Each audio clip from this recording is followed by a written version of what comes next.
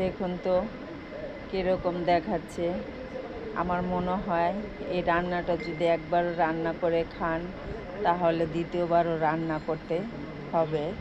খেতে কিন্তু খুবই ভালো লাগে। বুটের ডাল, পুঁই শাক আর গরুর মাংস দিয়ে, গরুর মাংসর সাথে একটু চর্বিটা যদি বেশি দেয় তাহলে কিন্তু আরও ভালো লাগে।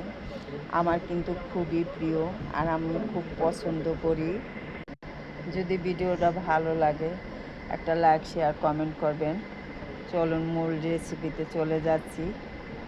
আসসালামু আলাইকুম বন্ধুরা, কেমন আছেন? আলহামদুলিল্লাহ আমি ভালো আছি। এখানে চর্বি জাতীয় কিছু মাংস নিয়েছি দেখা যাচ্ছে। আর এখানে নিয়েছি কিছুটা বুটের ডাল। ডালটা কিন্তু 1 থেকে 1.5 ঘন্টা ভিজিয়ে রেখেছি।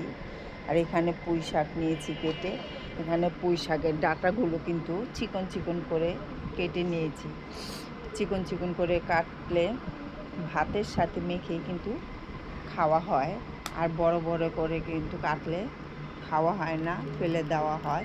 সেজন্য চিকন করে কেটে নিয়েছি। এখন আমি রান্নায় চলে যাচ্ছি। তেলটা আগেই দিয়ে দিয়েছি আর পেঁয়াজ কুচি দিয়ে দিলাম কিছুটা। পেঁয়াজটা একটু হালকা ভেজে নিব।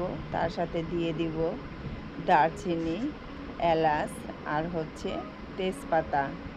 এটা দিয়ে একটু ভালো করে ভেজে নিব। তারপরে দিয়ে দিব 1 চামচ পরিমাণ আদা আর রসুন বাটা।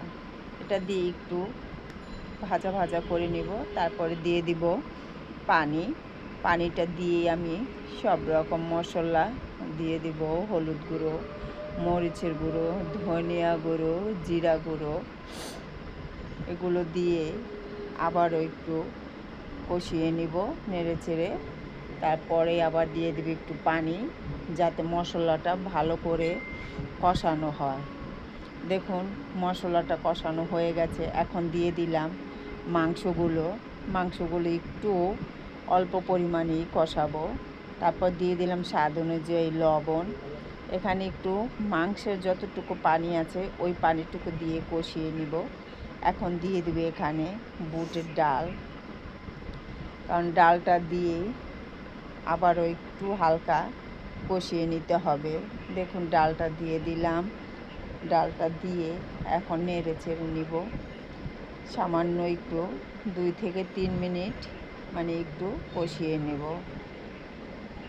দেখুন কষানো কিন্তু হয়ে গেছে। এখন আমি এখানে আবারও একটু পরিমাণে পানি দিব, যাতে ডালটা মাংসটা ভালো করে সিদ্ধ হয়।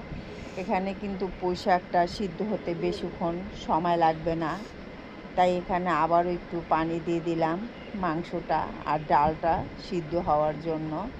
এখন ভালো করে নেড়ে চেড়ে ঢেকে রেখে দিব। দেখুন ঢাকনাটা উঠিয়ে নিলাম, প্রায় সিদ্ধ হয়ে গেছে। এখন আমি এখানে দিয়ে দিব শাকগুলো। এখানে সব শাকগুলো একসাথে দিয়ে দিব। আর শাকগুলো দিয়ে কিন্তু বেশিক্ষণ রান্না করতে হবে না, অল্প সময়ের মধ্যে রান্নাটা হয়ে যাবে। তা শাকগুলো দিয়ে ভালো করে আবারও একটু নেড়ে চেড়ে দিব। দেখুন ভালো করে নেড়ে চেড়ে দিলাম। এখন আবার একটু ঢাকনা দিয়ে ঢেকে দিব, যাতে পুঁই শাকটা একটু নরম হয়ে যায়। দেখুন কালারটাও কিন্তু কত সুন্দর দেখাচ্ছে।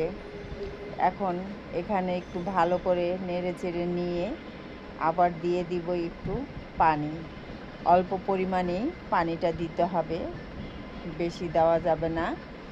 যতটুকু পানি দিয়েছি এটাই পরিমাণ, এর চেয়ে আর বেশি দেওয়া যাবে না, তাহলে ডালটা পুরোটাই গলে যাবে। এখন হওয়ার আগ পর্যন্ত অপেক্ষায় থাকবো। দেখুন শাকটা কিন্তু হয়ে গেছে আর কতটাই লোভনীয় দেখাচ্ছে।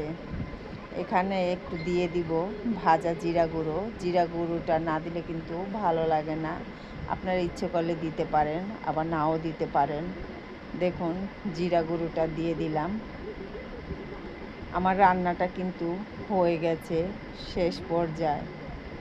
আল্লাহ হাফেজ।